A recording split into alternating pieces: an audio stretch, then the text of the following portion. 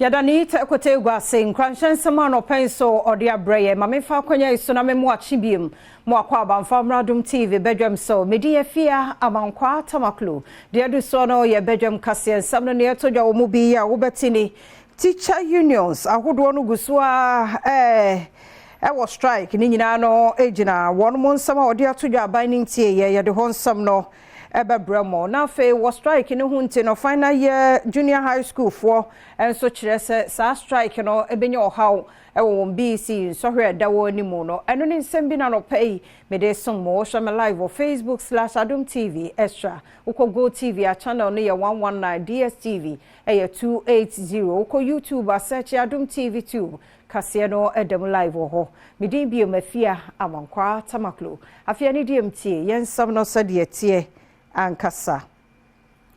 achachefo nkabomukuo wo man Ghana mu se wode enti so dogo bi kurenu abewo mu se ne wo mbehia National Labour Commission penifo wo mo hawo ni nsema wode tu dwa no aban na enti a wo muguso a wo won mo eye kire no emu kosisa aban no betie wo mo no enya de se wo mu beja mu nsema Adom TV etwaso se ene de na nkwala no mo nim se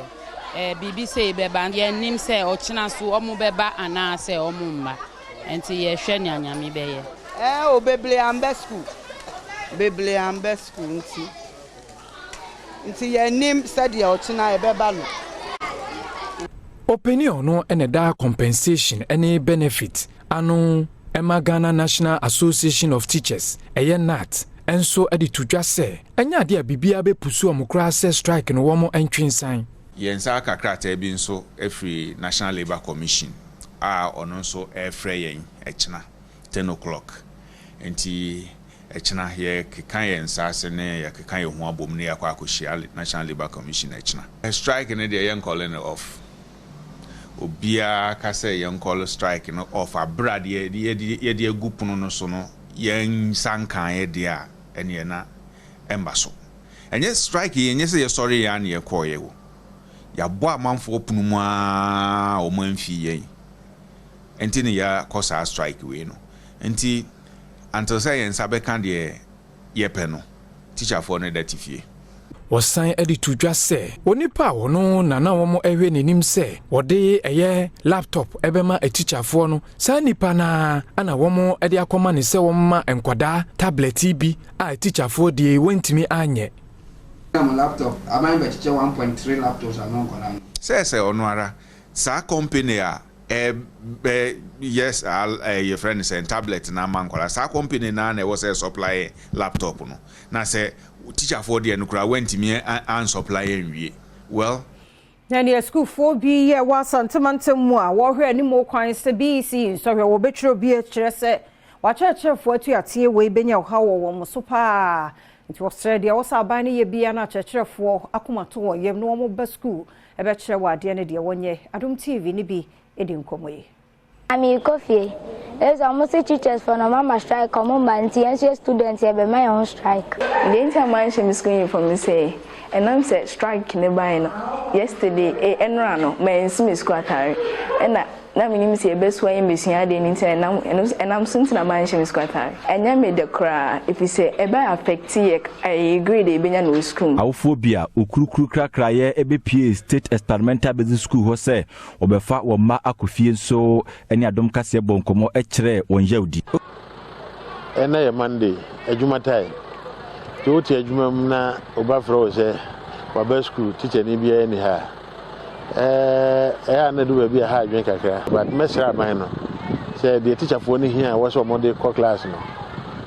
omotra fi a affect teacher for no kwan awofo na omoma be school no it will affect them. Ura Solomon kankam na eye titani edema nad Kumasi Metro onukro ya na say head master edema state experimental business school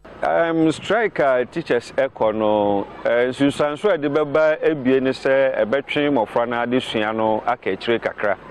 say ede mbre ana eye adwuma say strike no ye ntwaso ntemu a na che say enda dodo esese ede kira de no eso beti eso so tepe ede how ebebra mofra no ewo mo adesua mu nti strike ne de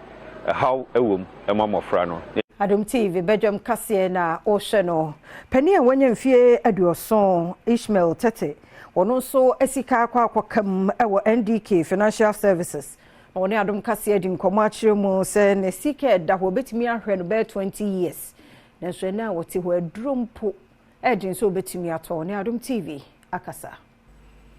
What I notice is that I have enough money that can take care of my medical expenses if I were to need it for 20 years. I can go abroad every year and have my health checked and the procedure repeated for me to be alive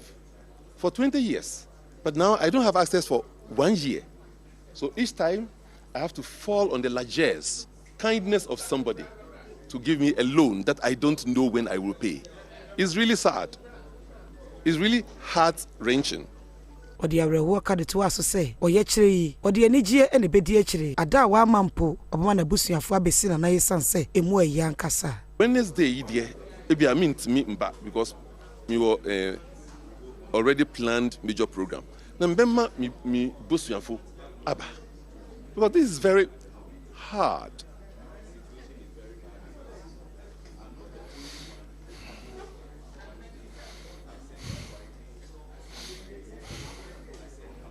Enye oluman kwa na akwa ahohiahia mu wuyi wonmo firi wonmo so afoforo nso a wonmo so ede akokama a wabo won sesefra won ho investment holders forum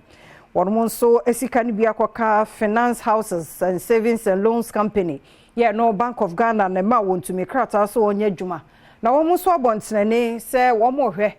enne wonmo anti bibia de a wo kyene wukuo 27th March no won so ebe kire bibi kakra a chempenifo. And for esi kan kwanko to be a abaya ka se mama mfesi kan ko yanko piram yanko R5 yanko men's good ye diskano ko be a abaya nkasa ahihye se o pese o ye investment a ho na ese o de ko the bride esi ka ko ho de na ese se abaya so oboye ho ban enso ya hwa Bank of Ghana we ne dia ani se o muya yen eniti efi ukuada ebe ye be fit ase se ye ti asi kru edipa ebekọ protest no ya chira koma aban Bank of Ghana se ye be ba no ho e ba ho do ma penifo ni governor no be kwa kosia na wa chire ne wo ye and what you cut was to say IMF any Bank of Ghana and Shannon so my sika se montimi to ye da kosisa won mu ade won sika amasika korabia wodo de aye adwuma no ode so mfaso aba ebema wo mu. And we advise that the IMF and the Bank of Ghana should note that there cannot be stability in the Ghanaian financial market when investors' funds are locked up in the market. In our reminder letter, we made the following suggestions to Bank of Ghana for the resolution of the local funds problem. Adom TV Badwam kase na oshania to so school for year war de nyame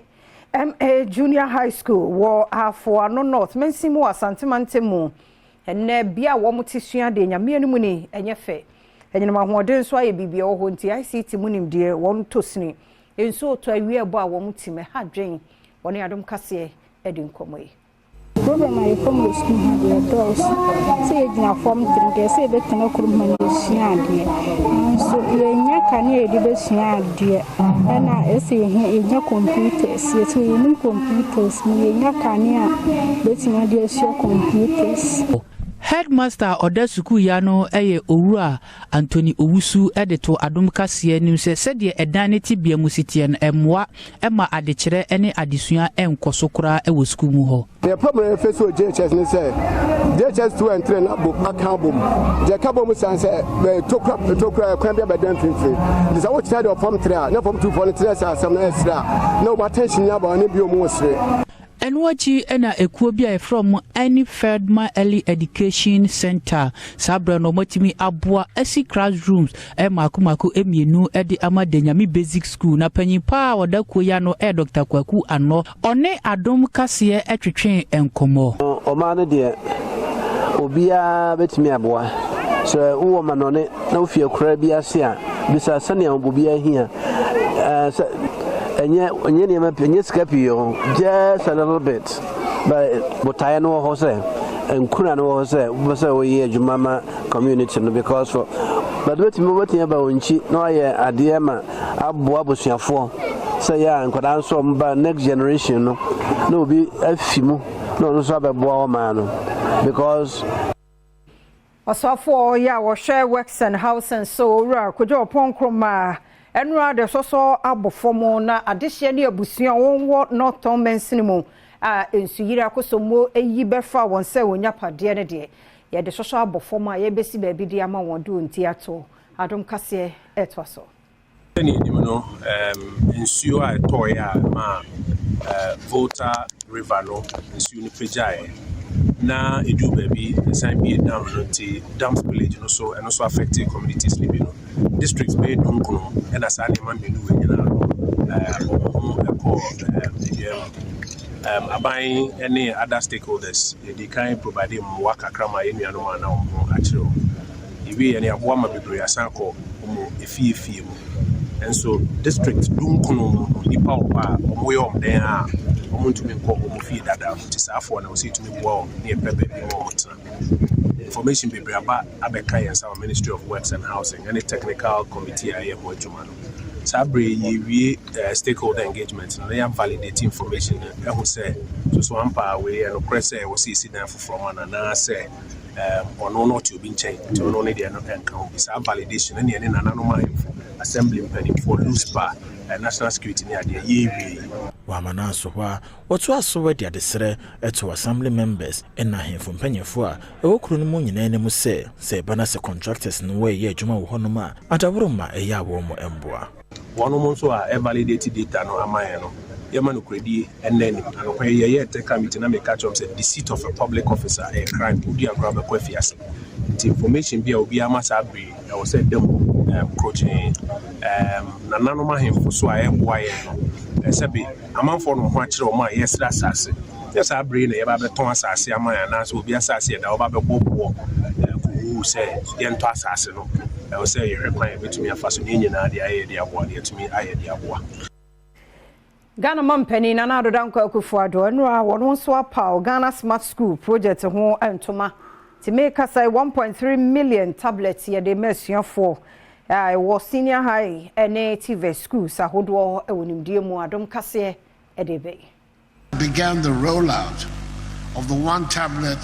per student policy at all senior high schools. It is intended to be a great tool to help bridge the gap between disadvantaged and privileged students. Today, I have the singular honor of launching officially yet another intervention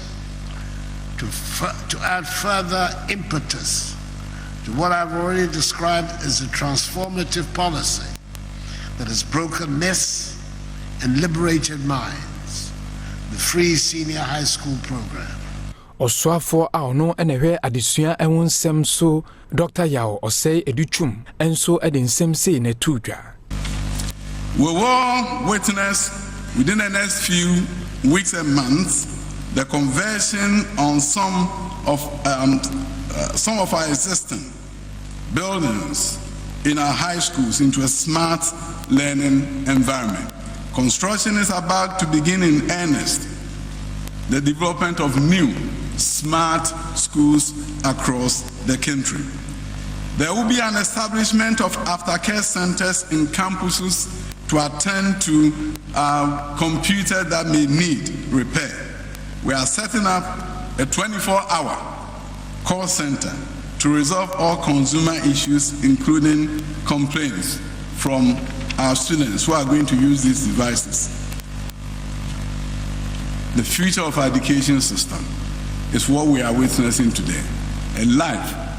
participation from our schools across the country. The first of its kind at this Ministry of Education. Maminyina no so na Adom TV Badwam kase na ha na bema kwan na no pay media sie meda se umre ene adaje a wode maye o kwa awrade mfa nko na momu timi hwe live on Facebook/Adom TV extra na Go TV wodru ba bia wo no a obetimi ahwe ana YouTube nso a ubenya ye kwa ba ye nche besima mienu miensa bidie ye besa ba na de obonkrata ne aka no ye de ato so